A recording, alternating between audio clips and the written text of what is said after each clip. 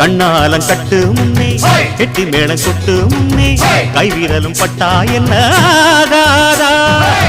பண்ணாத்து பூச்சி போல